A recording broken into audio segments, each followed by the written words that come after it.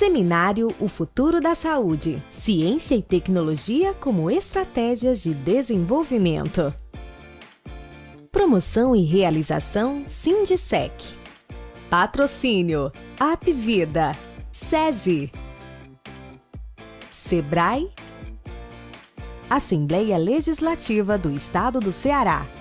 Apoio Grupo HDD, Pró-Hospital, Selene, Senac. Apoio institucional FENAES e SGH. Organização Prática Eventos. Em meio a tantas mudanças, algo continua igual. A saúde é o seu bem mais valioso. Depois que tudo passar, e claro, vai passar, você fará novos planos, visitará quem você mais ama e aproveitará cada abraço. E para realizar tudo isso, uma vida saudável é essencial, hoje e também no futuro. Por isso, o Apvida vai estar ao seu lado sempre. Apvida faz bem para você. Você sabia que o SESI tem serviços de saúde com preços populares? Com o SESI Clínica ficou mais acessível cuidar da sua saúde, com consultas em diversas especialidades médicas, exames laboratoriais, raio-x, ultrassom e outros. O SESI Clínica é aberto ao público e é fácil de encontrar pelo site, pelo app SESI Ceará ou pelo telefone 85 4009 6300. SESI Clínica, Centro, Parangaba e Maracanaú. A Assembleia Legislativa do Ceará sempre fez parte do seu dia a dia. Nesse período de pandemia, não seria diferente. Com a necessidade do distanciamento, inovamos e seguimos trabalhando mais unidos do que nunca em busca do que é melhor para todos os cearenses. Através da internet e da TV, entramos em milhares de casas para levar conhecimento ao maior número possível de estudantes. E destinamos todo o recurso em emendas parlamentares para ações de combate ao coronavírus. Diante da rapidez dos fatos, agimos de forma imediata e responsável. Simplificamos processos, aprovamos projetos, decretos, isenção de contas e muito mais, sempre pensando no bem-estar de toda a população. Juntos, entramos em campanha no combate ao coronavírus. Discutimos e aprovamos medidas que beneficiam as famílias cearenses, principalmente as que mais precisam. Autorizamos a contenção de gastos nos 3 poderes e incentivamos doações à saúde para abono aos profissionais da área. Diariamente, combatemos a propagação de mentiras, o aumento abusivo de preços e continuamos lutando por algo de valor incalculável, a vida de cada cearense.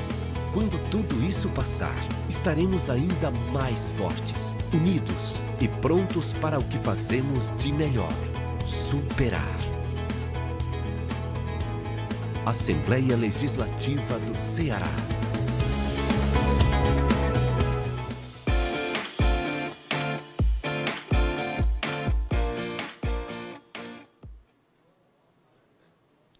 Olá, boa tarde.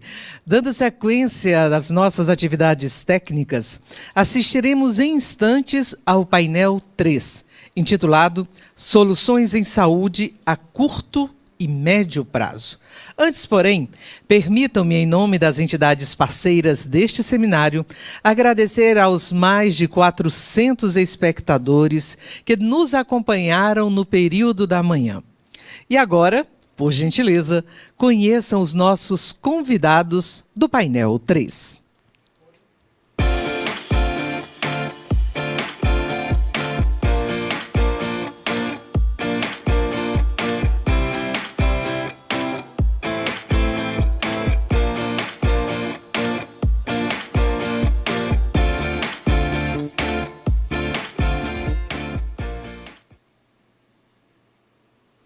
Ressalto que as perguntas para os nossos convidados poderão ser enviadas para o WhatsApp 85, nosso código de área, 999660352.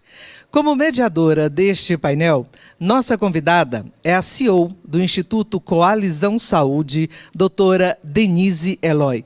Doutora Denise, boa tarde. Que alegria poder recebê-la aqui, mesmo que virtualmente, para abrir os trabalhos da tarde. O comando está em suas mãos. Sucesso! Muito obrigada, Norma. Boa tarde a todos e a todas. Eu agradeço aí a receptividade sempre muito afetiva, né, dos cearenses, dos nordestinos. É uma grande honra estar aqui. Eu gostaria de agradecer imensamente esse convite, o convite de estar em mais um evento promovido em Fortaleza, onde eu já tive a honra e o prazer de estar participando de eventos presenciais, e mesmo pela telinha a gente sente aqui o calor humano, a receptividade, e toda essa contribuição que o sindicato está dando nesse momento para as discussões que estão em vigor. A gente tem aí uma agenda importante, uma agenda com pessoas extremamente experientes e participativas das transformações do sistema de saúde. A programação está de primeira. Queria agradecer imensamente ao meu querido Aramici pelo convite. É um prazer enorme estar aqui com vocês, especialmente aí muito bem acompanhada aí com essas feras aí, que é o Flávio e o Scarabel, para que a gente possa aí fazer um bate-papo aqui, uma conversa sobre esses desafios do sistema de saúde, como a gente pode pensar, né, em soluções inovadoras a curto e médio prazo. Para aqueles que não conhecem ainda, eu sou do Instituto Coalizão Saúde, um instituto que representa a cadeia produtiva de saúde, e nós atuamos com propostas inovadoras para o setor.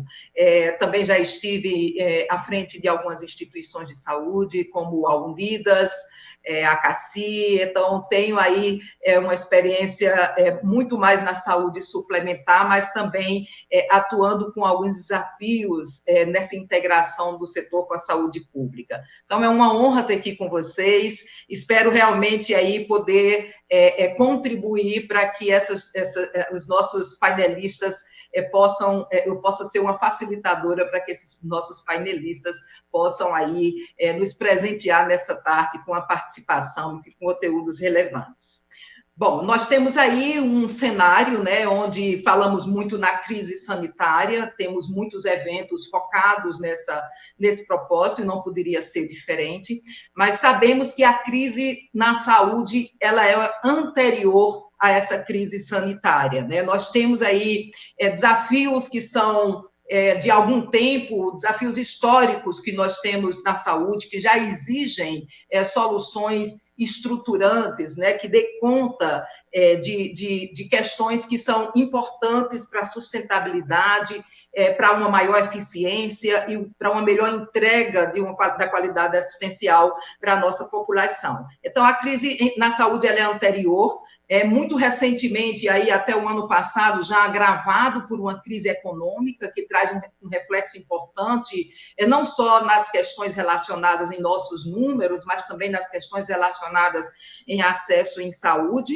né? E aí veio a crise sanitária, onde escancarou também uma crise social importante, né? As diferenças sociais, e aí a gente ainda vive no país esse cenário onde a gente percebe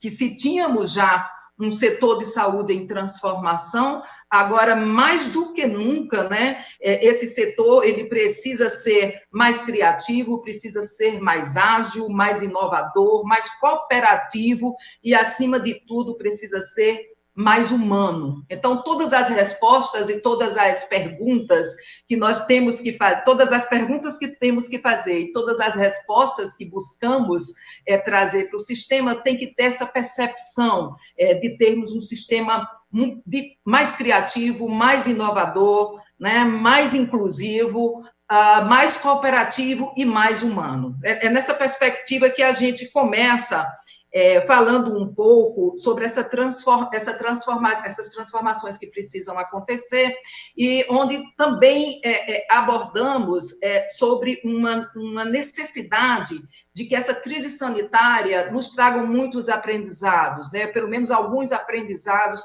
que possamos usufruir desses aprendizados para que possamos enfrentar esse grande desafio que é uma assistência à saúde de qualidade para a população, e aí nós falamos do sistema, tanto em nível de sistema público, como também em nível de sistema privado, né? O medo, eu acho que num primeiro momento paralisou a todos nós, né? Especialmente na saúde, nós não tivemos muito tempo de sofrer esse impacto, né? Porque imediatamente o sistema ele é cobrado por uma demanda diferente e maior, então já exigiu das instituições essa agilidade dos decisores e das lideranças, essa agilidade de resposta, mas precisamos posicionar ainda mais que esse medo ele seja, de fato, um estímulo para que a gente possa implementar mais ações de educação para os cidadãos e também mais respostas com mais agilidade. E acho que esse painel ele traz uma provocação interessante quando fala de soluções a curto e médio prazo para esses desafios. Quando a gente entra aí mais num cenário do setor de saúde suplementar, e aí já trazendo um pouco de contextualização aí para os nossos convidados, nós temos aí um cenário onde nós sofremos, e aí nos números da saúde suplementar, já percebe-se o impacto que a gente tem decorrente dessa crise sanitária, né? Nós tivemos aí a última crise, onde nós tivemos uma sensibilização importante nos números da saúde suplementar, ocorreu entre 2015 e 2017, onde perdemos aí nesse período cerca de 3 milhões de vidas do sistema, né? O que daria aí uma média de 83 mil vidas, numa média mensal de 83 mil vidas perdidas. Temos aí uma experiência a partir da crise sanitária, e aí já fazendo uma analogia em cima do cenário atual, onde a gente, entre março e maio, a gente tem aí também pessoas perdendo acesso aos seus planos de saúde, perdendo acesso aí à saúde através da estrutura da saúde suplementar através de seus planos de saúde. Tanto aí eu falo na perspectiva dos planos médicos, como também dos odontológicos. Isso traz aí uma média mensal, né, que antes, na outra crise, que foi uma crise importante, né, e decorrente de uma recessão, nós já vislumbramos aí uma perdas de uma média de 142 mil vidas. E aí eu fiz uma avaliação entre março e maio, mas quando nós percebemos os últimos números que a ANS nos apresentou, doutor Scarabel, por exemplo, nós temos aí esses números permanecendo também ainda nessa tendência de impacto importante na estrutura do sistema, né? Claro que pandemias aí como estas, elas testam o nosso sistema, né?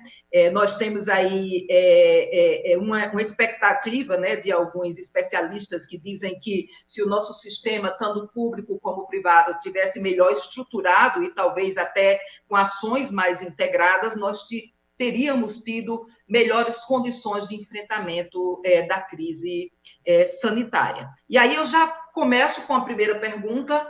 Vou encaminhar para o Scarabel, já ouvindo, né, mas gostaria de ouvir os nossos dois convidados sobre esses aprendizados, né? Como podemos nos preparar para um futuro em desafios como este ou em outros desafios que nos pegam aí de surpresa, como essa pandemia, e até na perspectiva da construção de um sistema melhor estruturado, mais eficiente e mais ágil nessas respostas para a população assistida, né? Como você analisa esse cenário, Scarabel, e como seriam assim, as suas primeiras percepções de soluções de curto e médio prazo para que a gente possa, de fato, ter o sistema, e aí com foco especialmente no sistema privado, como a gente pode fazer com que esse sistema tenha um protagonismo e respostas importantes aí para a nossa população. Muito boa tarde.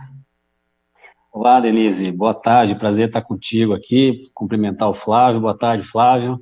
Cumprimentar também o doutor Aramici, todo o pessoal do sindicato, todos aqueles que estão nos assistindo aqui por esse canal, nesse importante encontro. A pandemia, ela impactou diretamente as atividades operacionais das empresas e também do Estado, né? A necessidade de se realizar a quarentena foi um impacto muito grande para a sociedade como um todo, né? Ela fez surgir novos processos adaptativos, né, para a família, empresa, instituição, as instituições, né? Então, assim, acabou pressionando a avaliação da percepção daquilo que se importa, né? O questionamento sobre a razão pela qual o indivíduo passou realizando a sua vida, né? Ela também acentuou questões importantes do sistema de saúde, né? Tanto no mundo e no Brasil não foi diferente, especialmente diante das características próprias de um sistema que foi forçado a dar vazão a um volume de demanda muito expressiva. É um país nosso enorme, né? De tamanho continental, né? Com tantas diferenças e desigualdades regionais. Então, assim, do ponto de vista de governança, a pandemia reforça a necessidade de uma melhor organização, né, de uma adoção de mecanismos mais fáceis, mais eficientes, mais ágeis, né, para o acesso, e também transparência de informações com o mote de facilitar o sistema de saúde brasileiro e retirar os entraves burocráticos que às vezes existem. Até mesmo na indústria, né, o complexo econômico industrial da saúde, ela se mostrou também desafiada, né, e se mostrou que precisa ter mais atividade. Nós temos que produzir não só medicamento, mas também insumos, né, de forma a reduzir a nossa dependência do mercado internacional. A pandemia afetou, assim, todos os elos da cadeia de valor da saúde. Nesse sentido, as soluções elas passam por um diálogo, por cooperação entre os agentes, né, de forma que nós possamos vislumbrar a melhoria do sistema como um todo.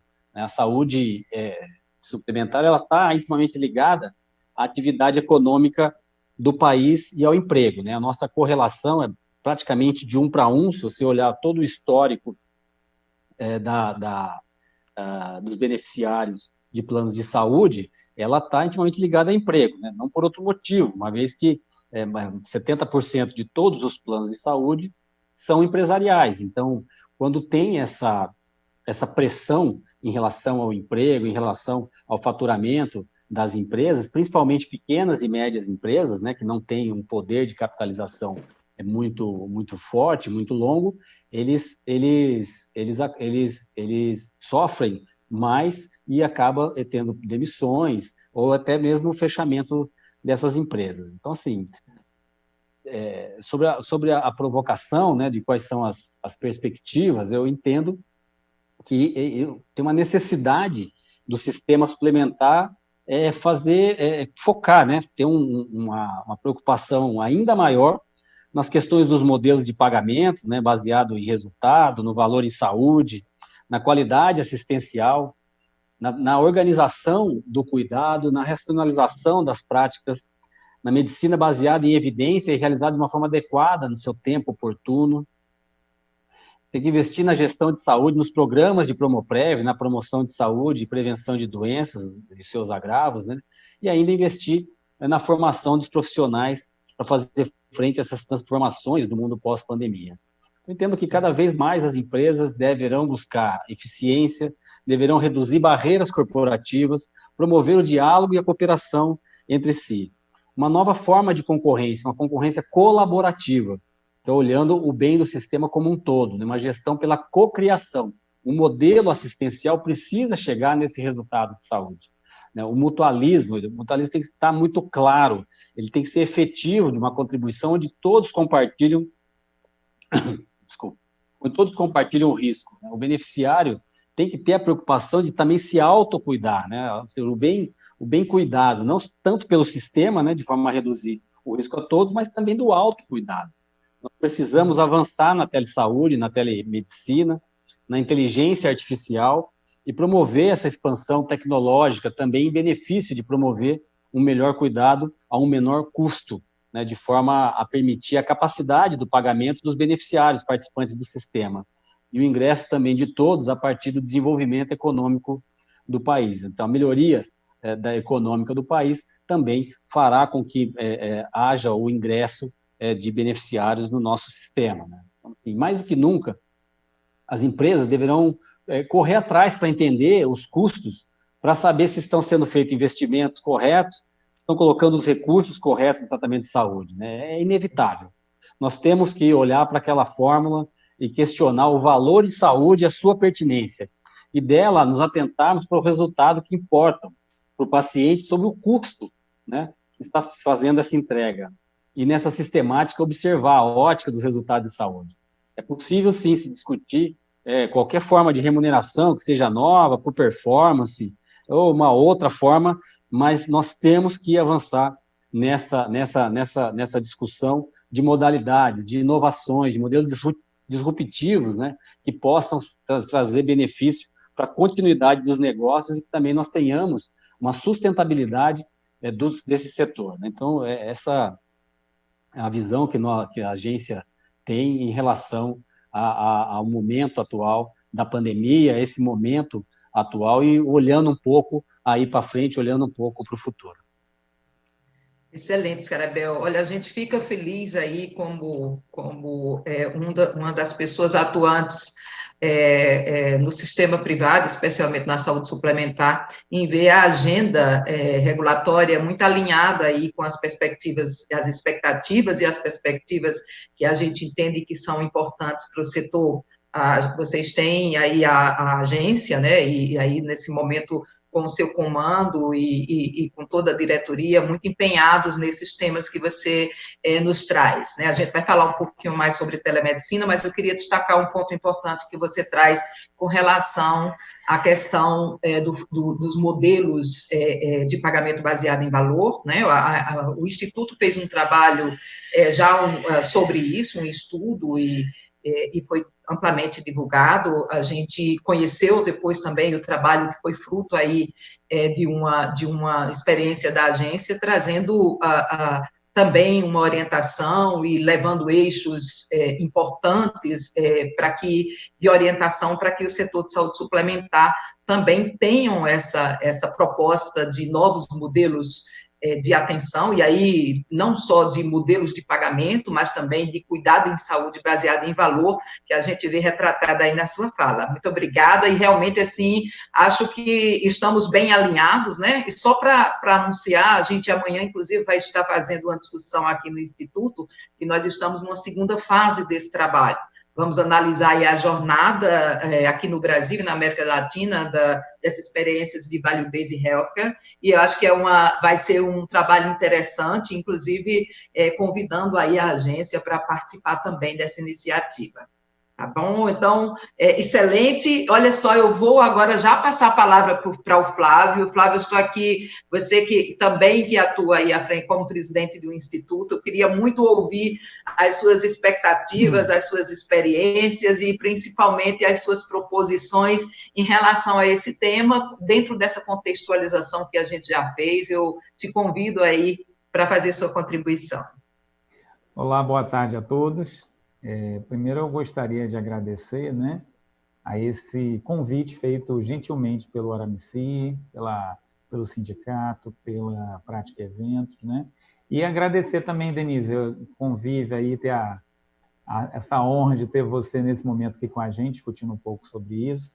O Rogério, que é um grande amigo também, né, fica muito difícil falar depois do Rogério, viu, Denise? Mas, ao mesmo tempo, tem um lado que ajuda, né, porque a gente que é amigo, um ajuda o outro, né? E eu acho que, assim, essas colocações são muito importantes. A gente vive hoje, né, está vivendo o maior desafio mundial de saúde, né, do século XXI, né, a pandemia de Covid, né, algo que alcançou a todos os países e gerou dificuldades, né, problemas muito claros, né. Eu acho que ela rompeu vários sistemas de saúde, até mais maduros do que o sistema brasileiro, né. Então, é algo que a gente tem que olhar para toda essa situação e ver o que nós podemos aprender com tudo isso. O primeiro ponto, eu acho que seria importante, assim, né, a saúde, o sistema de saúde brasileiro, ele é composto pelo sistema público, o sistema privado, e existe uma fragmentação do lado privado suplementar e o pago diretamente, né? Eu acho que um grande tema que eu acho que leva a nossa reflexão é a interdependência de tudo nesse momento, né? A saúde, ela virou uma situação em que todos nós somos, de uma forma ou de outra, dependentes de outro, não só indivíduo, como instituições. Isso aí eu acho que é algo para a gente refletir e ver a importância, como o Rogério colocou, do lado colaborativo, de coparticipação, não competição, mas sim colaboração, né? Um lado cooperativo de toda a saúde. Eu acho que isso é um dado importante. E aí eu queria também tocar um pouco, Denise, nos problemas que a gente tem de saúde hoje no nosso país, né? Aquela história de a gente resolver o presente para ter um futuro melhor, sabe? E quando a gente vê o sistema de saúde, de um modo geral, né? Acho que tem alguns tópicos que são importantes, né? Um dos tópicos que eu acho que são importantes, assim, os desafios que nós temos hoje no sistema de saúde, né? A gente tem a situação de uma transição epidemiológica, né? Em que ocorre um envelhecimento populacional, né? Esse envelhecimento populacional, ele traz uma dificuldade. Tem um estudo que coloca que em 2025, 2030, a gente já vai ter mais idosos do que crianças, né? E isso, de 25 a 2030, mais ou menos, né? E isso gera um problema muito grande, né? Porque o nosso sistema não foi preparado para isso. Nosso modelo de atendimento ainda é muito do paciente agudo e não das doenças crônicas, né? E a gente vê também outras situações como obesidade, sedentarismo populacional. Acho que a área suplementar vem muito preocupada com isso, começa a ter uma visão mais populacional, de aquela história, tentar proteger a saúde e não ter que tratar a doença. Eu acho que isso aí começa, que o doutor Rogério colocou, a importância da prevenção da saúde, né? De você manter uma qualidade de saúde para ter uma qualidade de vida melhor. Eu acho que o ser humano está mais aberto hoje a isso, né? Acho que é um ponto importante de essa toda a transição epidemiológica que a gente está vivendo, o envelhecimento populacional, o modelo de doença crônica. Aí a gente começa a ir para outros parâmetros, né? O financiamento da saúde, né? Assim, financiamento da saúde, a gente ainda tem problema, a gente tem um avanço tecnológico muito forte, que tem um lado muito positivo, mas também tem o outro lado do aumento dos custos, né? Então a gente vai ter que, como o Rogério colocou, se reinventar na gestão, né? Trabalhar a gestão cada vez ser melhor, né? E aí, nesse ponto, eu queria colocar as ações que tanto o Coalizão Saúde fez, quanto os institutos, a Organização Nacional de Acreditação, o IHI, né, o IOM, vem lutando para trabalhar cada vez mais boas práticas, linhas de cuidado, as diretrizes clínicas. Eu acho que isso tem um impacto muito importante quando a gente vê o que vai vir pela frente, né? Assim, um dado da OMS é uma coisa que a gente tem que ficar muito preocupado, né? A gente provavelmente vai ter... A gente tem um nível de obesidade hoje na criança muito grande, né? Do 0 aos 5 anos, né?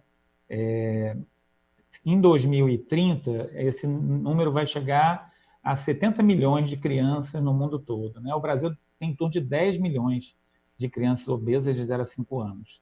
E crianças obesas têm uma grande chance de evoluírem para doenças crônicas no futuro, quando se tornam adultas, né? Então, tudo isso vai gerar para a nossa necessidade de criar um cenário melhor de atendimento, né? Aí, como se não bastasse, a gente tem uma judicialização crescente depois disso tudo. Então, o uso que eu vejo assim, em relação a futuro, né?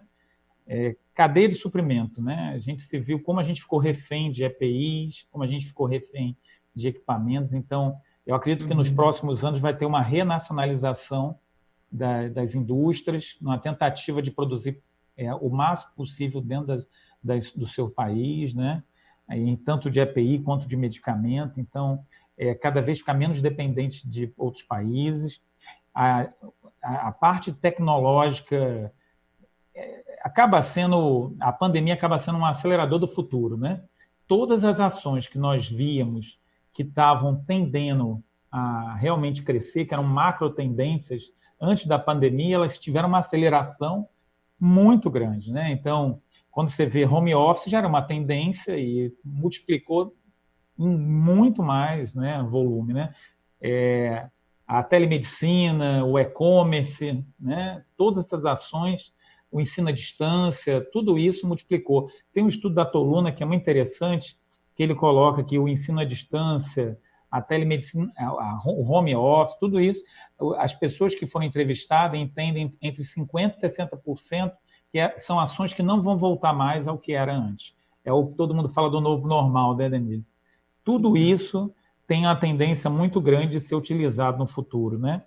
E essa história do paciente ser tratado realmente de uma forma diferente, né? A importância do uso de instrumentos tecnológicos, você usa a inteligência artificial para você utilizar algumas ferramentas de você prever o futuro, dar um incentivo até o autocuidado do paciente. Eu acho que isso vai aumentar muito. As pessoas vão se preocupar mais com isso. Legal. Flávio, olha, muito, muito interessante essas suas colocações. A gente vê que você contextualiza bem que essa crise, ela não é algo para ser tratado de uma maneira isolada, né? A gente tem aí são questões, como a gente tinha colocado, estruturantes que precisam ser enxergadas no setor, que se evidenciam e exigem ações muito mais ágeis, né, e mais criativas de nossa parte. Acho que a gente, quando você contextualiza sobre essa questão dessa nossa conquista da longevidade, mas também dos seus custos para o sistema de saúde, no sentido que a gente possa envelhecer sim, mas envelhecer com qualidade, atuando de uma forma no sistema que ele não só seja sustentável a nível economicamente falando, mas também traduzindo isso em uma sustentabilidade também assistencial. Acho que é importante, e já que você tocou também na questão do item da telemedicina, e o Scarabel também falou sobre tangenciou também esse assunto, eu queria ouvi-los, né, como o Flávio mesmo colocou, a crise, ela acelerou muito a disponibilidade a tecnologias digitais, né? Alguns especialistas falam que nós aí caminhamos 5 anos em 15 dias, né? Por conta dessa urgência, né? E aí, traduzindo isso em um dos pontos, né, se é que a gente pode analisar, pontos positivos que esse novo cenário nos trouxe, foi essa capacidade do sistema de assimilar essa tendência, que já é uma tendência mundial, né, e que já existe no Brasil, mas que tem questões que são importantes de serem avaliadas quando pensamos na sua implementação plena, né? Então, nós não podemos correr o risco de levar para o ambiente digital problemas que dificultam a governança, a gestão e a aplicação de recursos que nós já temos hoje no movimento, no mundo real. Então, não adianta a gente assimilar essas novas tecnologias, e aí a gente tem vários exemplos, né, de como fazer, e a telemedicina é uma dessas tecnologias. A gente não tem como assimilar essas novas práticas, essas novas ferramentas, trazendo para o mundo digital as antigas práticas e com as mesmas lacunas do que nós encontramos ainda na operação, na gestão e na governança do sistema de saúde. Então, quando a gente pensa telemedicina, é unânime, né? A gente tem ouvido aí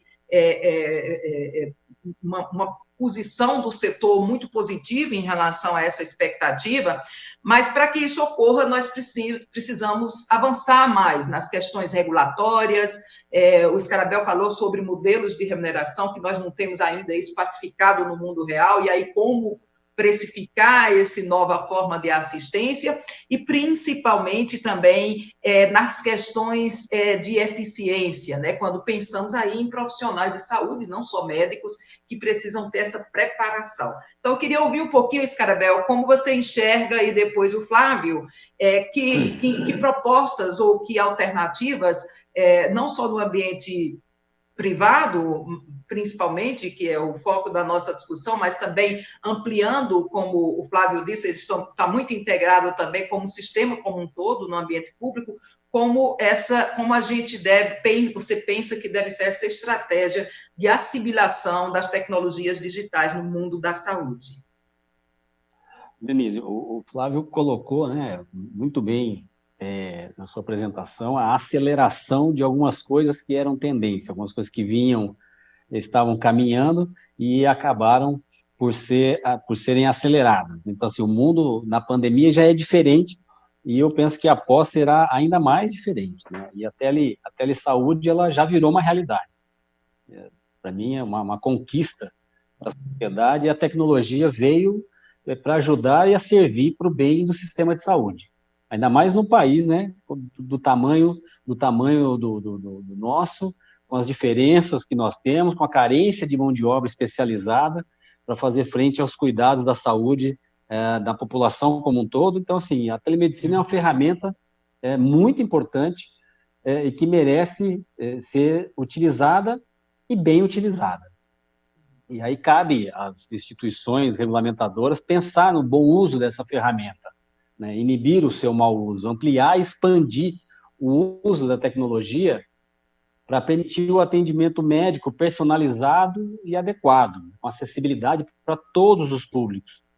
Permitir que a tecnologia amplie a relação médico-paciente e não os distancie, né? Que viabilize um cuidado humanizado, a avaliação da integralidade da saúde, né? Todos esses pontos merecem a nossa atenção quando formos fazer esse debate e essa regulação, né? O uso de inteligência artificial para auxiliar na prática médica, nos estudos e pesquisas científicas, de modo a organizar de forma mais célere os métodos, protocolos para o tratamento de doenças sem cura, por exemplo, né, como a Covid-19, viabilizar novas formas de cuidado por meio de interações que sensibilizem o autocuidado, as medidas de prevenção, são pontos que a pandemia nos trouxe que certamente deverão ser objeto de um olhar mais acurado, né, na telesaúde, na telemedicina. E ela sendo uma realidade hoje, ela há que se pensar, como você bem colocou, na formação dos profissionais, né, que saibam conviver com essa realidade sem que ela os distancie na prática médica, né, de análise. É importante que isso traga mais próximo da observação clínica, que é tão importante para o exercício da medicina, além de outras profissões também, né? Já tínhamos com mais tempo sendo aplicado a psicologia, a nutrição, já vinham fazendo esse trabalho por telesaúde, né? Utilizando a questão da telesaúde, da teleorientação. Legal. A ANS, falar da agência, logo no começo, assim que foi regulamentada a telesaúde, tanto no Conselho Federal de Medicina, quanto no Ministério da Saúde, através da portaria que autorizou e que regulou a telemedicina, a telesaúde no país, nós fizemos uma nota técnica. Existia uma preocupação, uma dúvida a respeito da sua utilização na saúde suplementar. Então, tem uma nota técnica da DIPRO, da Diretoria de Produtos, que nós deixamos lá bem claro que a telesaúde, ou seja, a consulta por telesaúde, ela é uma modalidade, né? Então, ela não precisava ser incorporada e ela já está, então, já foi de pronto incorporado pela agência para que pudesse produzir os seus efeitos e promover e participar também com a questão da importância do distanciamento social tão importante naquele momento. Posteriormente, também, a Diretoria de Desenvolvimento, que trata da relação dos contratantes, das operadoras com os prestadores, também fez uma nota técnica dizendo e simplificando essa relação, essa pactuação, para que fosse algo mais ágil, para que fosse discutido e logo incorporado. E, em seguida, também a questão da validade e da utilização das receitas médicas digitais. As receitas médicas eletrônicas devem ser aceitas por todos os prestadores, todas as operadoras de saúde. Legal. Muito bom, Scarabel. Acho que pensar em estratégias que viabilizem a aplicação da telesaúde num país com a dimensão territorial que nós temos, né, com a carência que nós temos em algumas regiões do país é determinante, né? E acho que o papel da agência reguladora, e aí mais especialmente quando a gente trata dessa aplicação na saúde suplementar, ela tem que ser muito mais isso, uma indutora para que esse processo ele ocorra de forma importante. E acho importante também a gente atentar para os diversos players do setor a necessidade de que essa regulamentação que foi construída temporariamente para o momento da pandemia, que ela seja não só estendida, mas seja aprimorada para o pós-pandemia.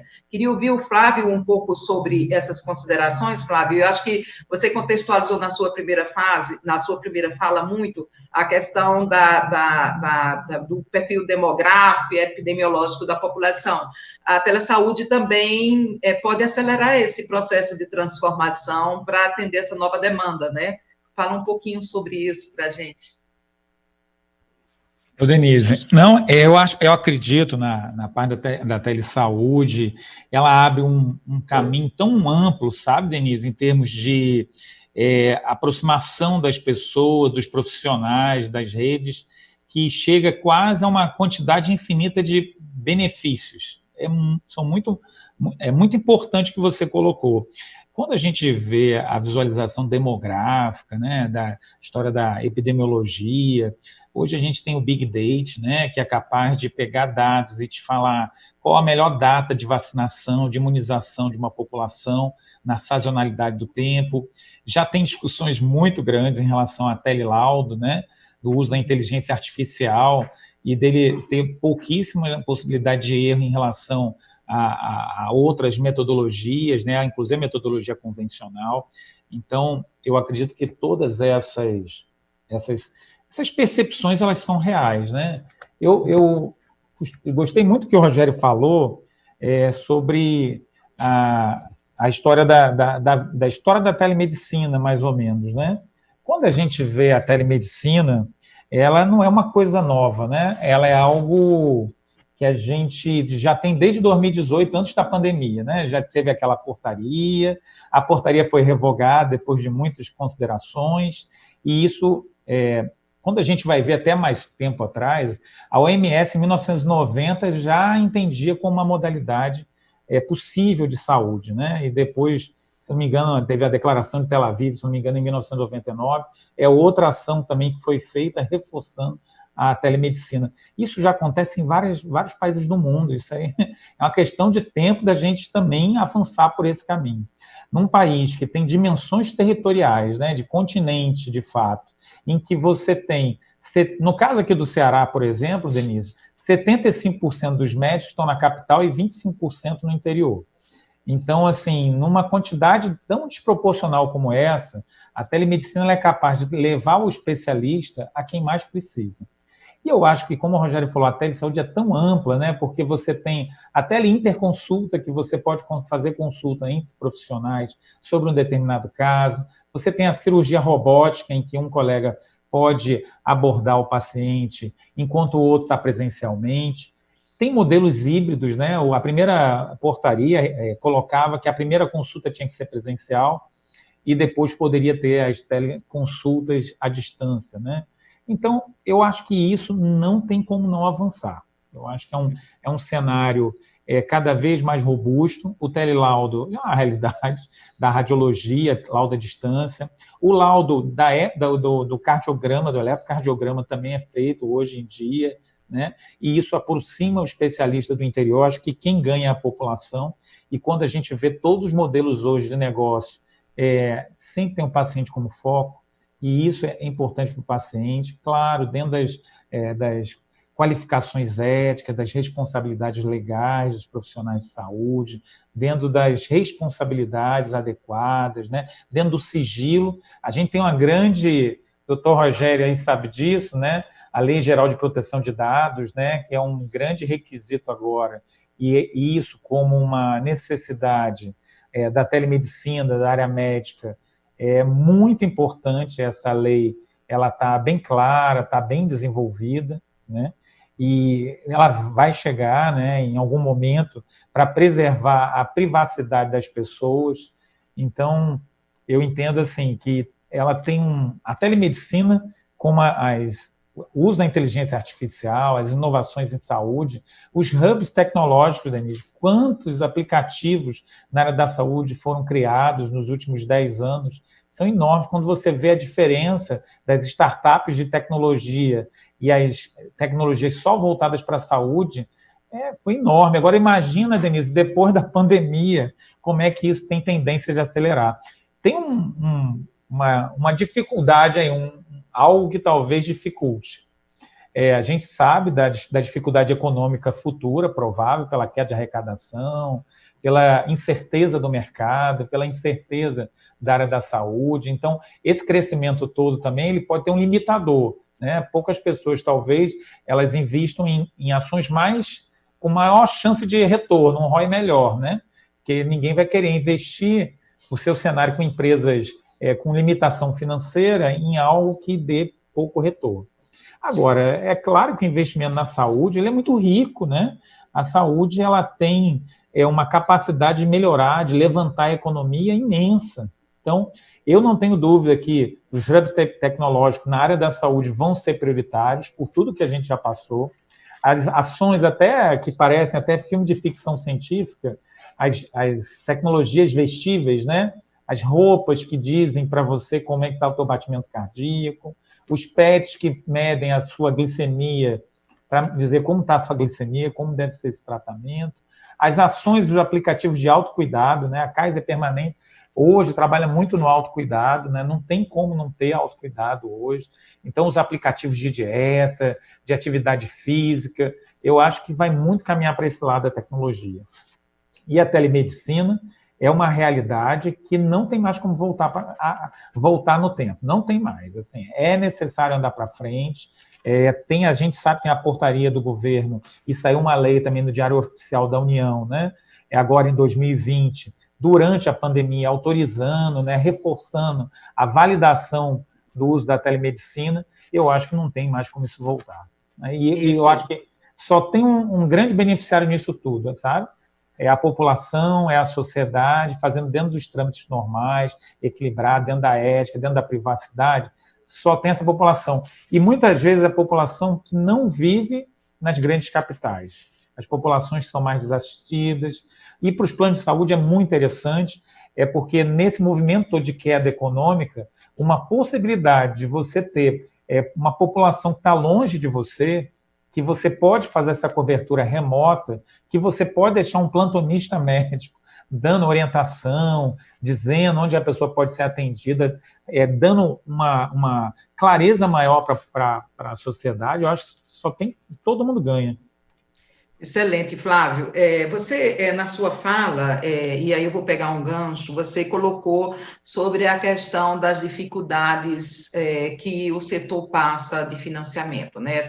Como eu disse no início da nossa conversa, essa não é a realidade nova, decorrente desse cenário, mas certamente agravada por esse cenário.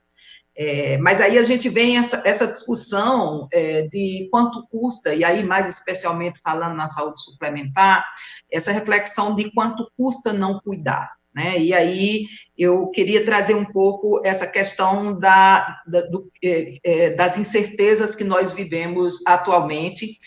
Falamos do impacto dos números dos beneficiários de saúde no sistema de saúde suplementar, mas também é importante trazer que esse cenário atual, ele trouxe, né, um fator surpresa para qualquer instituição que atua no sistema de saúde, e aí, especialmente quando a gente fala de sistema de saúde privado, no momento que desorganizou qualquer planejamento estratégico das instituições, hospitais, medicina diagnóstica e até operadoras, né?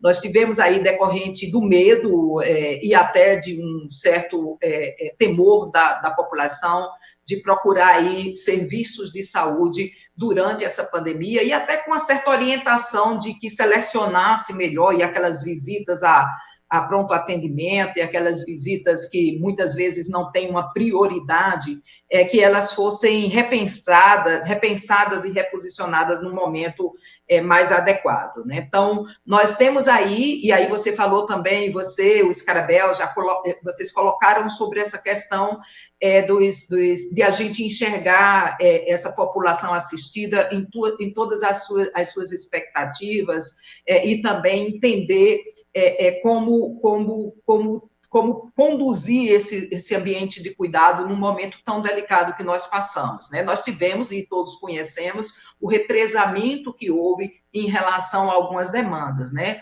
Algumas ocorrências ou algumas intervenções ou alguns procedimentos passíveis de serem reconduzidos ou redimensionados no pós-pandemia.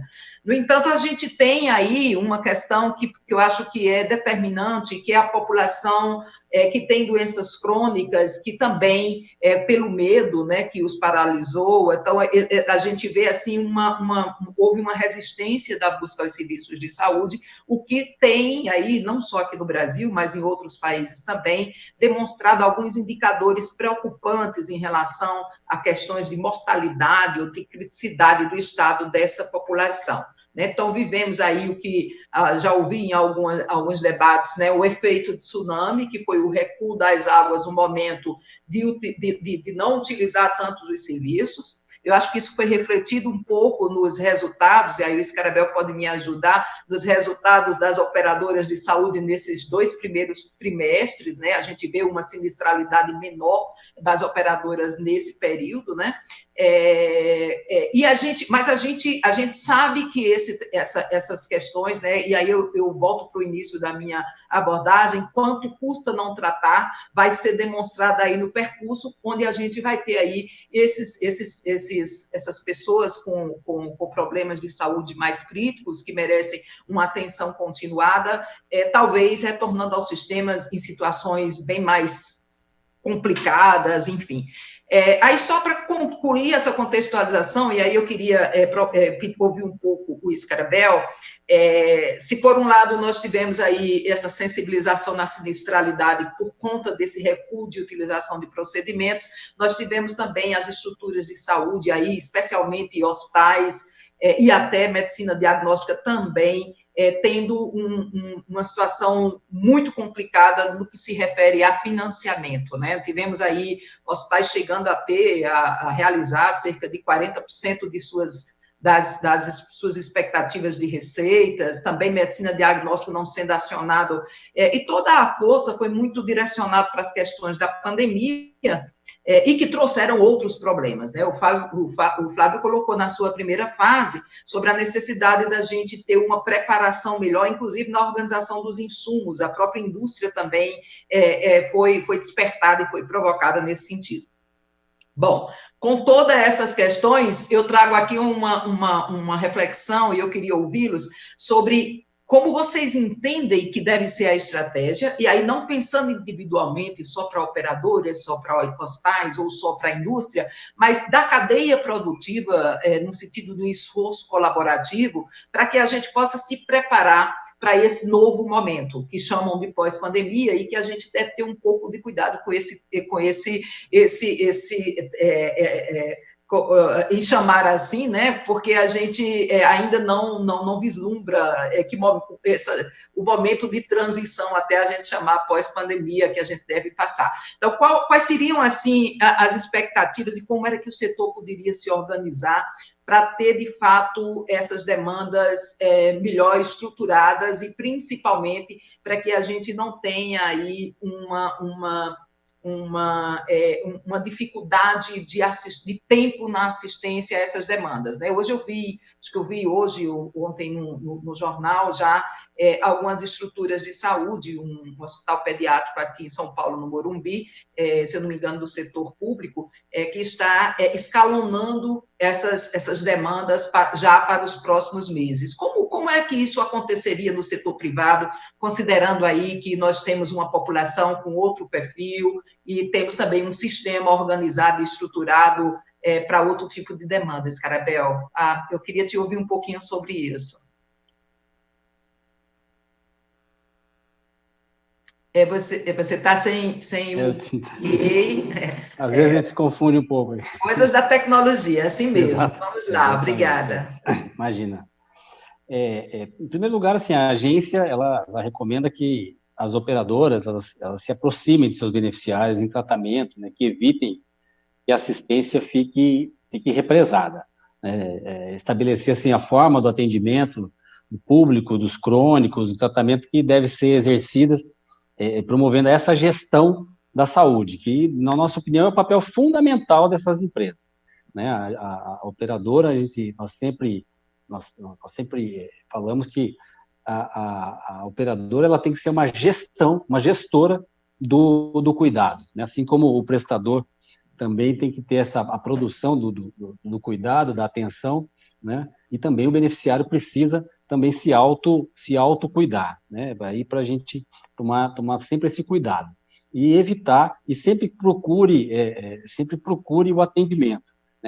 A telesaúde, ela veio para isso exatamente, então buscar a orientação da sua operadora de saúde sobre qual local adequado para se dirigir e jamais deixar de ser atendido, assim, jamais deixar de procurar, em que pese nós compreendemos que existe ainda esse receio, né, esse medo de procurar e existe realmente esse comportamento por parte da população nesse momento. Né? Nós estamos, você se recorda, nós lançamos a agência, ela é uma agência de monitoramento. Né? Então, o que acontece?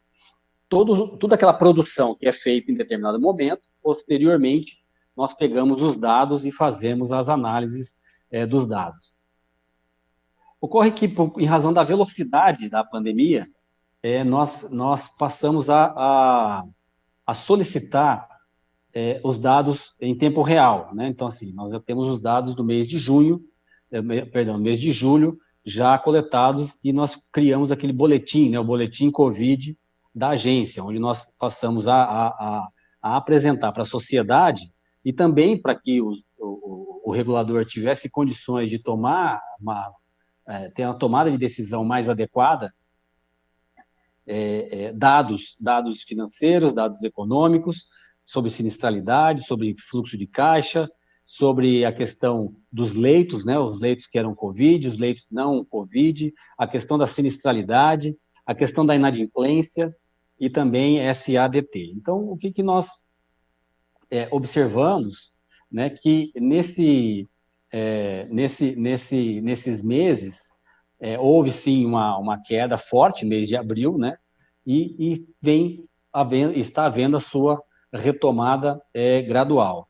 Nós fizemos uma rodada de conversas, de reuniões com as operadoras de pequeno e médio porte em todo o país, e nós identificamos uma fala também recorrente dessas operadoras, também dando notícia exatamente dessa questão, ou seja, da diminuição da sinistralidade naquele momento e agora a retomada dos serviços, a retomada da procura dos atendimentos. E como eu já coloquei anteriormente, penso que o modelo assistencial precisa chegar nesse resultado de saúde, né, e pensar nesse compartilhamento de risco, até mesmo para garantir o mutualismo. Né? O beneficiário bem cuidado pelo sistema, ele reduz o risco de todos. Então, avançar na telemedicina, nesse encaminhamento, ele realmente faz todo o sentido.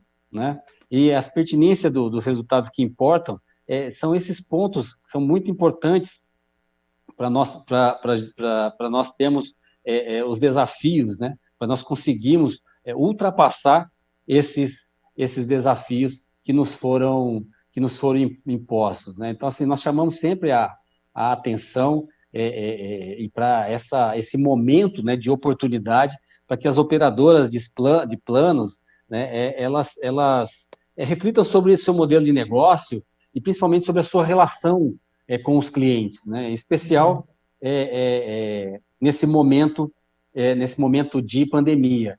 Nós observamos, também fizemos uma outra reunião com operadoras que tiveram ações inovadoras nesse momento de pandemia, é que as operadoras que tiveram esse investimento de se aproximar do seu cliente, teve uma resposta melhor e se mostrou muito mais bem preparada para esses desafios aí, então, principalmente para o pós-pandemia, né? Teve um retorno muito interessante e bastante expressivo dos beneficiários, né, que se sentiram protegidos, se sentiram atendidos pelas suas operadoras de saúde.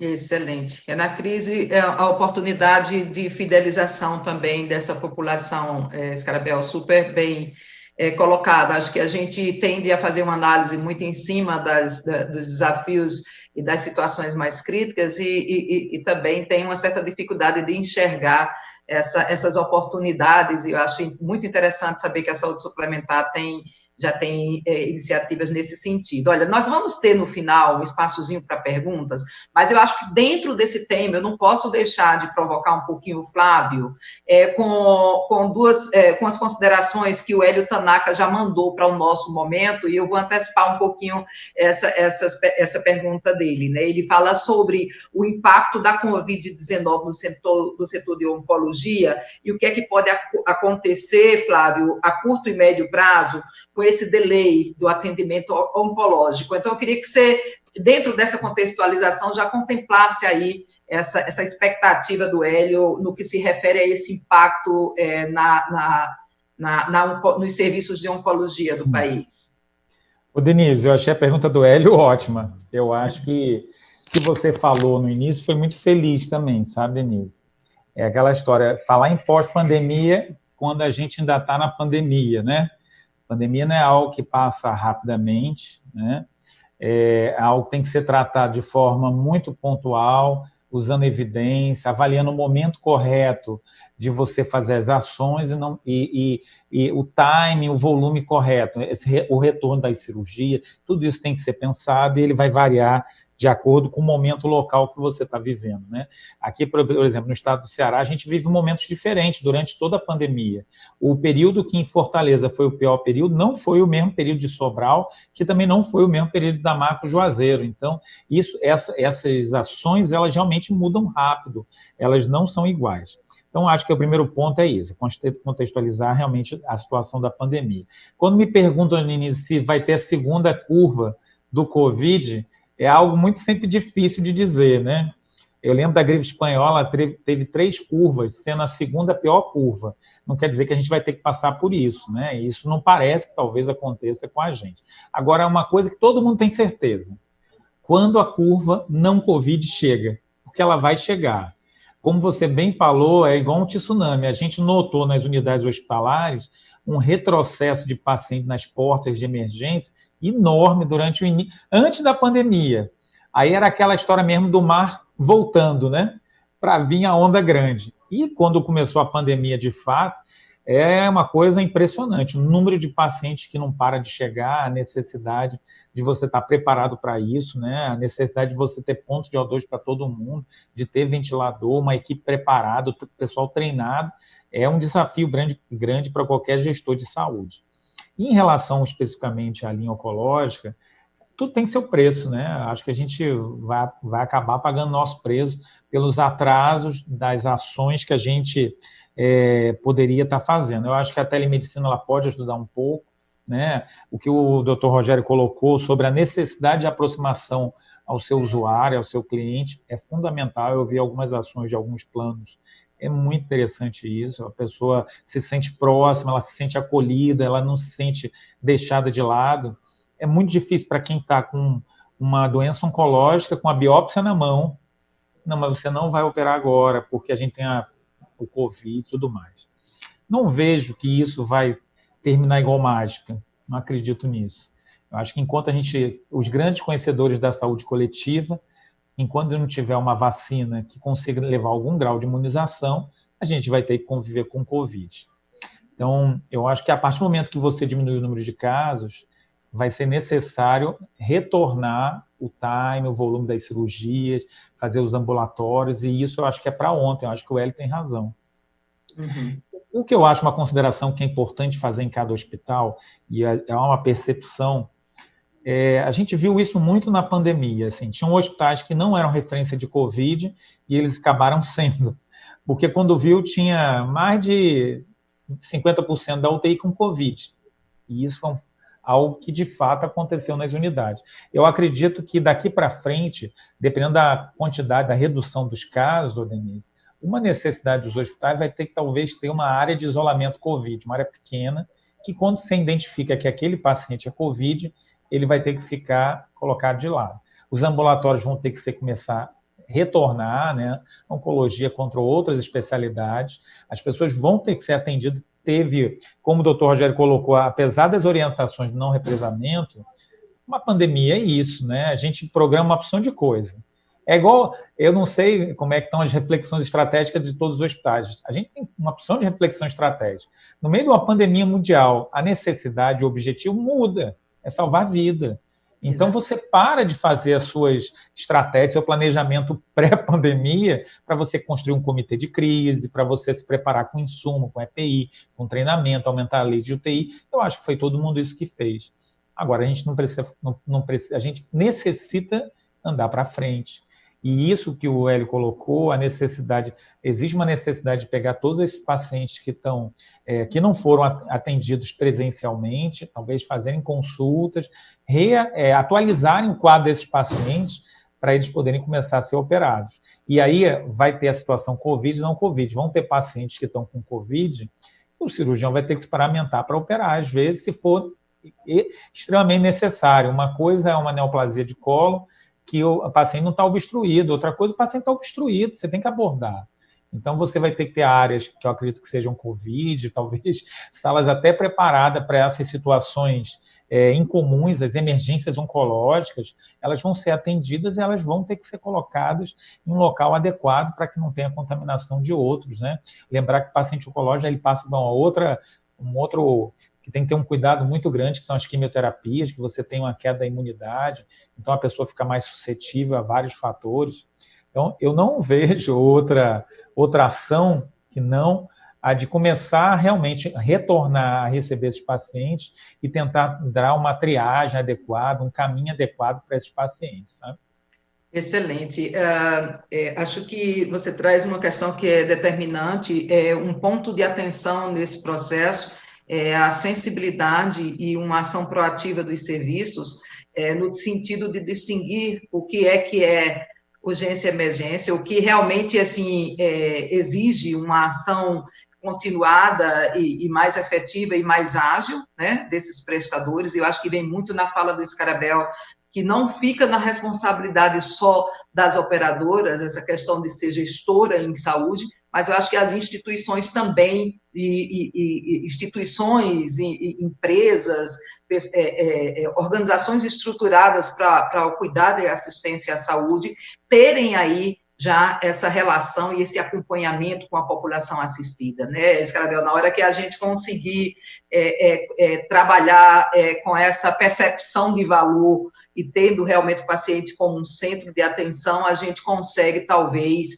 minimizar mortes e até agravamentos por conta dessa não intervenção, que foi, assim, um ponto muito bem explorado agora pelo Flávio, né? Bom, eu queria trazer uma discussão que também não é uma discussão nova, é uma discussão que a gente é uma preocupação que vem do setor já há muito tempo, uma discussão que, inclusive, tem um impacto importante no setor público, não só no setor privado, que é a questão da judicialização, né? A judicialização, de fato, sempre foi um grande desafio para os sistemas de saúde, mas especialmente para o sistema de saúde aqui no Brasil, onde, quando a gente compara com sistemas, outros sistemas de outros países, a gente vê que a nossa cultura de judicialização da saúde, infelizmente, ela demonstra ser muito mais expressiva, né? E isso tem um impacto importante na questão da sustentabilidade do sistema, né?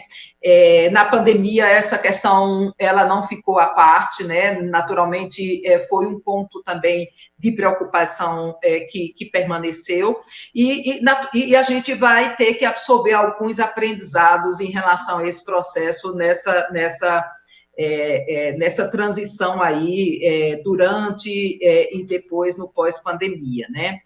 Eu queria ouvir de vocês os aprendizados que a gente pode absorver dessa pandemia, no que se refere à interferência do judiciário, e o que o setor de saúde, aí, o sistema de saúde suplementar e até o próprio setor público pode fazer para minimizar, né, para se antecipar com ações a curto e médio prazo, para minimizar os impactos da judicialização, que é um tema também de muita preocupação aí que nós temos nos dois sistemas. Queria começar ouvindo o Scarabel, das experiências que a agência teve nesse íntere aí, como ele percebe que a gente pode evoluir de uma forma mais positiva com relação a esse diálogo com o judiciário. Na judicialização nós tivemos uma experiência bem recente, foi acompanhado por toda a sociedade a respeito dos testes, né, do teste do sorológico, teste serológico do Covid, em que teve uma decisão judicial de incorporação e depois a agência acabou por reverter no tribunal, e para que ela pudesse, então, fazer a sua análise, né? Desde o começo, né, a agência vem atenta, vem se preocupando e vem tomando as decisões com a velocidade adequada em relação aos estudos, à ciência, ao conceito, ao consenso técnico-científico, né? Então, lá, já em 13 de março, nós já fizemos imediatamente a incorporação do RT-PCR, posteriormente nós fizemos a incorporação de outros seis exames e tratamentos para a Covid-19, e depois fomos surpreendidos com uma ação judicial a respeito do sorológico, né? E nós vínhamos estudando a questão e a evolução dos testes sorológicos, e posteriormente, então, o tribunal trouxe, né, resgatou a discussão para o ambiente regulatório, que é onde deve ser feita, né, onde deve ser tomada as decisões técnico-científicas regulatórias. Então, assim, quanto à judicialização especificamente, eu entendo que, em alguma medida, ela até é necessária e até bem-vinda, como, por exemplo, na garantia dos serviços que foram contratados e não foram entregues, por exemplo. Ela tem esse fio indutor de qualidade, né, para que seja cumprido aquilo que foi efetivamente contratualizado. Agora, é muito complicada a judicialização em temas assistenciais que merecem toda uma análise, um protagonismo técnico-regulatório, né, como o que eu acabei de citar, né? Então, quando o impacto da decisão judicial ela é sistêmica, ela afeta essa continuidade do serviço e acaba por não se amparar em crivos técnicos regulatórios, né? Então, nesse ponto, a agência ela vem sempre conduzindo informações qualificadas e vem colaborando com o Poder Judiciário, né? Promovendo, nós temos acordos, temos parcerias institucionais para trocas e para informação, para troca de informações e todo o auxílio necessário. Fazemos parte do grupo do Covid, do CNJ, fazemos parte do próprio grupo do CNJ, que a gente vem discutindo, e também os parceiros da cidadania, estamos sempre em contato com o Ministério Público, todo o debate da agência reguladora, ela, até por a agência já tinha essa prática, e agora até mesmo por uma questão mais legal, assim, mais posta agora na lei, que é a necessidade de fazer análise desse impacto regulatório, ou seja, qual é o impacto que traz a nossas tomadas de decisões para a sociedade, isso com um amplo debate. Então, nós realizamos um amplo debate com a sociedade, um amplo debate com o setor, e entendemos que essa intervenção da judicialização, sem que haja um profundo conhecimento, um profundo análise da questão técnico-regulatória, ela acaba, às vezes, por não ser adequada para a saúde suplementar. Excelente, Scarabel. A gente acompanhou, né? Acho que tem aí que parabenizar a agência no sentido de posicionar a decisão baseada em critérios técnicos, né? Acho que a audiência pública que foi realizada também trouxe a voz da sociedade nesse contexto, e uma preocupação também de definir uma cobertura sem uma avaliação de impacto econômico pode inviabilizar e muito, né, a operação em saúde do sistema privado. Portanto, fazer isso de uma forma adequada, conduta, ou seja, com diretrizes que realmente tragam uma decisão que seja importante e que tenha um bom impacto nesse processo, como foi aí essa retomada no sentido de autorizar os testes sorológicos, mas em condições com critérios técnicos que viabilizem para uma boa decisão, não na aplicação de forma inadequada e até se utilizando de testes que se chamam testes rápidos do mercado, que a gente sabe da falta do alto percentual de sensibilidade, de questionamento desses resultados. Acho que foi uma condução bastante importante para o setor nesse sentido. O Flávio começou já na primeira fala dele falando sobre judicialização, Flávio, então queria te ouvir também sobre a percepção desse tema, e aí aprofundando mais o que você anunciou no primeiro momento, sobre como você enxerga aí essa posição do judiciário, né, e lembrando que a gente tem a judicialização, que é a judicialização negativa, aquela que vem sem discussão com sociedade, sem discussão políticas públicas, mas a gente também tem uma judicialização que é uma judicialização necessária, né, que é aquela que é quando o sistema ele não se prontifica e não faz a entrega em tempo e momento adequado, e, enfim, isso muitas vezes se dá com as operadoras de saúde. Eu, como gestora de operadora, já cumpri muitas liminares que eram liminares abusivas, mas também já fui puxada a orelha em alguns momentos com liminares pela falta, talvez, de agilidade de resposta das operadoras. Queria te ouvir um pouco sobre isso. Denise, eu acho que você falou aí, acho que todo mundo já passou por situações parecidas, né, em que você vê uma situação, às vezes, de uma judicialização de algum medicamento, algum procedimento, que você não acha justo. Por outro lado, tem umas que, quando você olha o documento, você fala assim, rapaz, mas não é que tinha que resolver a vida dessa pessoa mesmo? E a resolução, às vezes, parte por esse momento da judicialização. A judicialização, acho que ela está muito relacionada à expectativa do usuário que está entrando com a ação, e a expectativa ela é algo muito complexo de se trabalhar, né? As pessoas podem ter expectativas diversas e, às vezes, expectativas não reais ou não alcançáveis. Isso é um ponto, né? Quando a gente mexe com a vida, é outro ponto complexo, né? O que não vale fazer pela vida? De um modo geral, todos vão falar que vale tudo, né? E o valer tudo leva a gente para um cenário muito complexo, porque a gente perde a direção, e eu acho que isso é um grande problema, né? Então, quando o Rogério coloca da importância do uso da evidência científica para definir uma ação, eu acho que é fundamental. Você definir ações sem evidência científica, você corre risco de caminhar um cenário que beira o desconhecimento exagerado sobre um tema, e aí leva à sustentabilidade de todo o sistema, sabe? Então, eu acho que a aproximação de órgãos de controle, e eu acho que isso vem acontecendo, talvez a gente tenha uma ansiedade de ser mais rápido, isso, de ter uma ação mais contundente, vamos dizer assim, porque volta e meia você ainda vê umas ações que são até questionáveis do ponto de vista até de regulação, algo às vezes que a Anvisa nem regulou ainda. Nessa época do Covid, foi algumas situações de que tudo valia, né, Denise? Tudo valia. Então a pessoa pegava medicamentos que não estão aprovados pelo FDA, não está aprovada pela AIFA, a italiana, não está aprovada por todos os instrumentos, todo o sistema de saúde que a doença já tinha passado, mas judicialização para fazer esses medicamentos. E quando você vai ver o embasamento assim, muito pobre, sabe? Baseado em páginas da internet com pouca reputação científica, ou baseado em próprio vídeo de YouTube, sem evidência científica consolidada. Então, isso eu acho que é um caminho muito perigoso. Aí é o que você falou, existem judicializações necessárias, mas essas danosas, eu acho que a gente tem cada vez mais se aproximar do judiciário, e a verdade seja dita, eu acho que isso vem acontecendo.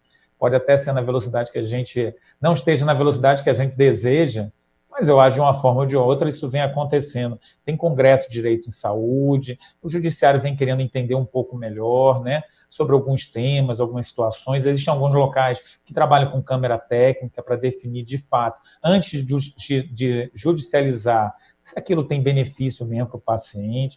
Eu acho que isso vem tentando se alcançar. Mas eu concordo com vocês, tem algumas situações que são muito negativas, e negativas para a população, porque levam a um quadro de insustentabilidade do sistema. E isso é ruim para todo mundo, não é ruim para uma pessoa. Agora, Denise, o fato é verdade, né? A evolução não dá saltos, né? Se a gente olhar para trás aqui há uns 10 anos e tal, a gente não tinha esse amadurecimento entre as ações e tudo valia, né? Quando você via, né? Eu tinha um colega responsável por um grande hospital no Rio que ele colocava: eu tenho medo de sexta-feira à tarde danado, que é o dia que chega as ordens judiciais, e você muitas vezes tem dificuldade de recorrer, porque vira plantão no dia seguinte, e aí o hospital acaba tendo que multar, né? Tendo que agir, né? Com risco até. E o gestor da saúde, eu tive um momento com o TCU e foi muito interessante a conversa, a gente colocando sobre isso. Às vezes o gestor da saúde, ele ao mesmo tempo é algoz e vítima. Ele não sabe o que fazer. Se ele não faz, existe o risco dele ser preso, dele responder judicialmente, e ao mesmo tempo ele às vezes não tem um recurso, que ele quebra uma sustentabilidade, ou ele deixa de levar o tratamento ele quebra a equidade, né, que às vezes um está precisando mais do que o outro, mas ele só pode dar para um, que está judicializado, e isso desorganiza mais o sistema, desorganiza mais e não leva a uma equidade que a gente entende como sendo mais interessante. Uhum. Então, eu acho que realmente a gente tem muito a andar ainda, muita da judicialização acontece por um resultado que a gente não entrega, e outra parte é por uma expectativa que não vai chegar nunca, né? Que a pessoa gera uma expectativa que é irreal, e isso é um problema, né? Diferente da realidade que você consegue proporcionar, mas eu acho que o caminho é a aproximação, não consigo ver outro jeito. É cada vez mais a saúde e o judiciário estarem juntos, um entender o ponto de vista do outro, um entende que tem que defender a sociedade, tem que defender as pessoas, e o outro entender que também o outro não está ali para agredir ninguém, não.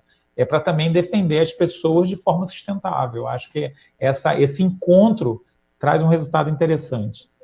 Muito legal. Acho que, assim, você traz um ponto que eu acho que é determinante, né? Você identificar o que é uma judicialização abusiva, e aí é inquestionável. Eu acho que os profissionais, inclusive de direito, os advogados, eles têm uma missão importante nessa questão de identificar se esses pedidos caminham para esse propósito, ou se a gente, como operadores de direito, não se debruçar só em cima do que vai ser requerido, mas avaliar, inclusive, alternativas para que aquele cliente ele possa se antecipar num diálogo. Acho que você traz uma questão importante. O diálogo deve se antecipar a qualquer definição ou qualquer decisão decorrente de uma judicialização, né? E nas questões abusivas, realmente tem que ter esse enfrentamento e o bom senso para que a gente minimize esse tipo de iniciativa. Aí a gente já está caminhando aqui para os nossos momentos finais, mas tem aqui algumas perguntas que eu já contemplei durante a nossa conversa. O Fernando Sampaio, ele trouxe aqui uma preocupação em cima de um tema que vocês discutiram, na minha avaliação, assim, de uma forma perfeita, mas que ele ainda traz aqui uma provocação que eu queria ouvir, Scarabel, até por não ter formação em medicina, Scarabel, você nem eu, nós somos da área do direito, então acho que a gente fica mais à vontade para fazer um comentário dessa natureza. Ele pergunta se com as questões de inteligência artificial, telesaúde, a própria telemedicina, se esse avanço ele traria aí ameaça para a atuação da classe médica, né? E se essas iniciativas elas não seriam prejudicariam aí o acesso humanizado dos serviços de saúde? Olha, Elis, eu falei sobre isso, né? Assim, por isso que eu voltei para você, porque você pode... A telesaúde, ela não foi regulamentada ainda, né? Assim, definitivamente regulamentada, ela ainda está no momento de temporariedade. Assim, na agência, nós estamos fazendo esse debate a respeito da sua regulamentação, mas nós entendemos que isso passa pela necessidade de uma discussão dentro do Conselho Federal de Medicina, né, por se tratar de um ato médico. E uma vez ela regulamentada, dentro dos seus órgãos que possuem atribuição para isso, a agência, pode ser alguma, não se furtou nessa questão de temporariedade, não se furtará em fazer a melhor regulação, a regulação mais adequada possível para a questão da telemedicina. Eu particularmente não tenho, nesse momento, como julgar se isso vai acabar com a atividade médica, penso que não, porque a telemedicina é feita pelo médico. Ao contrário, ela me parece que para o nosso país ela vai ampliar essa atividade, né? Essa atividade médica. E a questão se vai ou não impactar no atendimento humanizado, é aquilo que eu falei. Eu espero que, quando da regulação, tudo isso seja levado em consideração. Mas eu queria, se me permitir, o ano passado, nós fizemos visitas em operadoras no país todo. Toda vez que nós temos aquele nosso encontro ANS, e nós fazíamos, todo o encontro que nós fazíamos visitas operadoras, e também eu fiz várias visitas divulgando a agenda regulatória da DIPRO. E eu visitei várias operadoras que trabalhavam com a telesaúde na questão da psicologia e também da nutrição, assim. E ouvi de todos eles, assim, vários relatos de quão equivocado eles estavam em relação à telesaúde, achando que não ia, em nenhum momento, construir um relacionamento por conta da tela, né?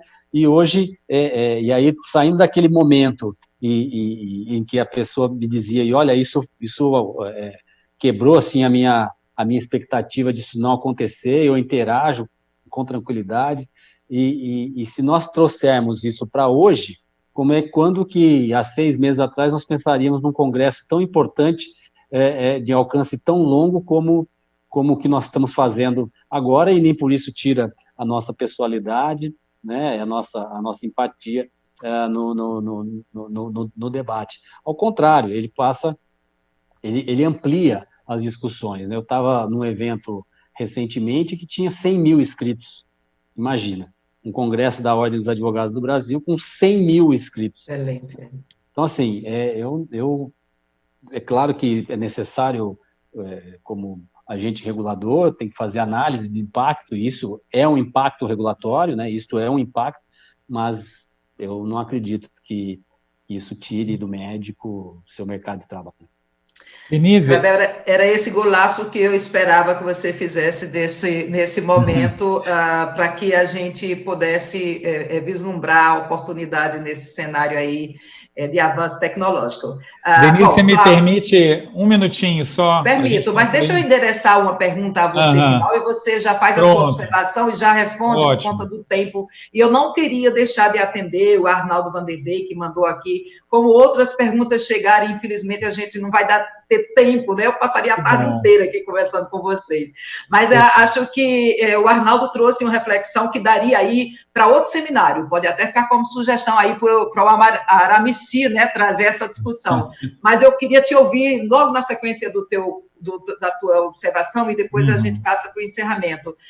O Arnaldo Vanderlei, ele faz uma provocação sobre articulação público-privada, mais especialmente sobre parceria público-privada, que era uma das agendas que a gente tinha levantado também e discutir aqui. Ele diz sobre se você entende da capacidade de melhorar a fiscalização e transparência na prestação de contas das parcerias público-privadas na saúde, porque ele vê com muita preocupação algumas experiências, se por um lado a gente tem experiências com êxito, com entrega adequada, ele vê com preocupação algumas questões de falta de transparência na gestão de PPPs. Isso aí dá um congresso, tá? Mas eu vou te dar um minuto para discutir aí, para o Arnaldo escutar a tua primeira impressão e a gente se encontra no próximo seminário aí do Sindicec. Eu acho que assim, a pergunta do Arnaldo é super importante. A gente vive um momento de transparência e a gente, inclusive, trabalha aqui numa organização social. E eu acho que o problema da transparência, ele não é um problema, ele é uma solução. Tudo que se trabalha com muito pouca transparência gera todo um questionamento.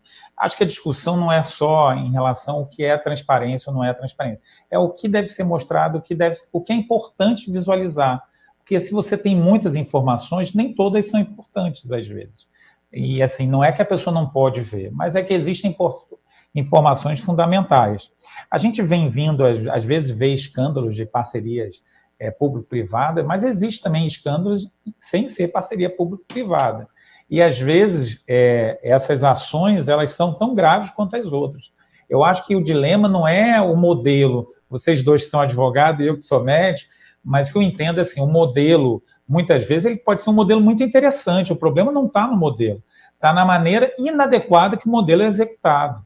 Então, que é um modelo interessante, a gente sabe que vários trabalhos mostram resultados positivos, né, em organizações sociais, com PPP, tem o Hospital do Subúrbio na Bahia, né, Denise, que tem um trabalho interessante, tem aqui o SGH aqui no estado do Ceará, que faz um trabalho muito bacana. Então, eu acho que não é um problema assim, a parceria em si, ela só deve ser acompanhada, como ato público também deve ser acompanhado, de forma clara, objetiva, né? E os órgãos de controle, eles precisam trabalhar cada vez melhor em relação a isso. Eu acho que dá um congresso, viu, Denise? Isso, dá um congresso, e eu não quero... Olha só, tá uma delícia a nossa conversa. Eu queria primeiro dizer que eu não me enxergo como advogada, porque nunca atuei, eu sempre fui executiva em saúde, fiz o direito para saber, para ser uma gestora melhor. Então, a gente tem aí a experiência do Scarabel também, agora com a liderança do órgão regulador, juntamente com toda a diretoria,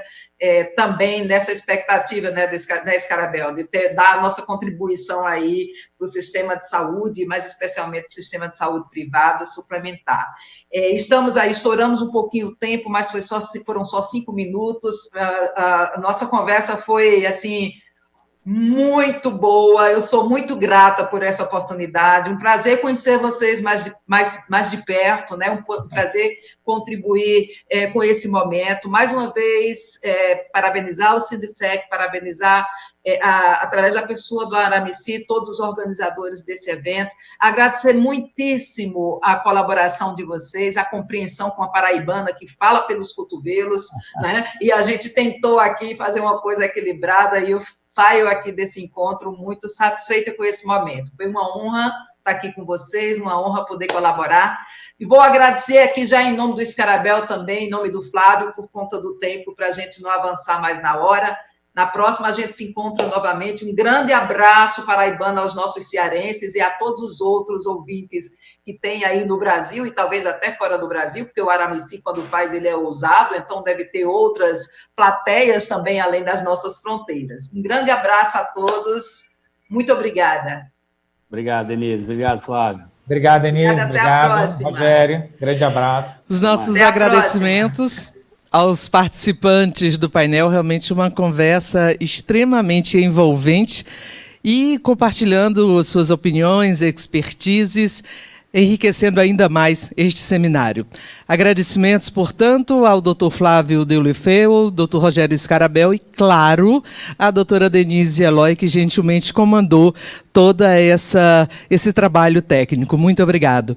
Agradecimentos também aos espectadores que assistem pelo YouTube do Sindicec. Informo às senhoras e aos senhores que teremos agora um intervalo de 30 minutos. Retornaremos às 16 horas, então um pouquinho menos de 30 minutos, retornaremos às 16 horas com o painel 4 intitulado Desenvolvimento de Vacinas e Medicamentos para o Combate à Covid-19. Nos reencontraremos em instantes.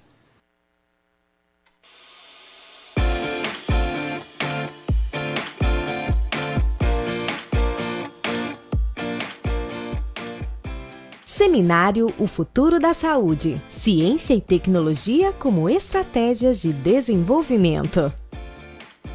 Promoção e realização Sindicec. Patrocínio Apvida, SESI, Sebrae, Assembleia Legislativa do Estado do Ceará. Apoio Grupo HDD, Pró-Hospital, Selene, Senac. Apoio institucional FENAES e SGH. Organização Prática Eventos. Em meio a tantas mudanças, algo continua igual. A saúde é o seu bem mais valioso. Depois que tudo passar, e claro, vai passar, você fará novos planos, visitará quem você mais ama e aproveitará cada abraço. E para realizar tudo isso, uma vida saudável é essencial, hoje e também no futuro. Por isso, o Apvida vai estar ao seu lado sempre. Apvida faz bem para você. Você sabia que o SESI tem serviços de saúde com preços populares? Com o SESI Clínica ficou mais acessível cuidar da sua saúde, com consultas em diversas especialidades médicas, exames laboratoriais, raio-x, ultrassom e outros. O SESI Clínica é aberto ao público e é fácil de encontrar pelo site, pelo app SESI Ceará ou pelo telefone 85 4009 6300. SESI Clínica, Centro, Parangaba e Maracanaú. A Assembleia Legislativa do Ceará sempre fez parte do seu dia a dia. Nesse período de pandemia, não seria diferente. Com a necessidade do distanciamento, inovamos e seguimos trabalhando mais unidos do que nunca em busca do que é melhor para todos os cearenses. Através da internet e da TV, entramos em milhares de casas para levar conhecimento ao maior número possível de estudantes. E destinamos todo o recurso em emendas parlamentares para ações de combate ao coronavírus. Diante da rapidez dos fatos, agimos de forma imediata e responsável. Simplificamos processos, aprovamos projetos, decretos, isenção de contas e muito mais, sempre pensando no bem-estar de toda a população. Juntos, entramos em campanha no combate ao coronavírus. Discutimos e aprovamos medidas que beneficiam as famílias cearenses, principalmente as que mais precisam. Autorizamos a contenção de gastos nos 3 poderes e incentivamos doações à saúde para abono aos profissionais da área. Diariamente, combatemos a propagação de mentiras, o aumento abusivo de preços e continuamos lutando por algo de valor incalculável: a vida de cada cearense. Quando tudo isso passar, estaremos ainda mais fortes, unidos e prontos para o que fazemos de melhor: superar. Assembleia Legislativa do Ceará.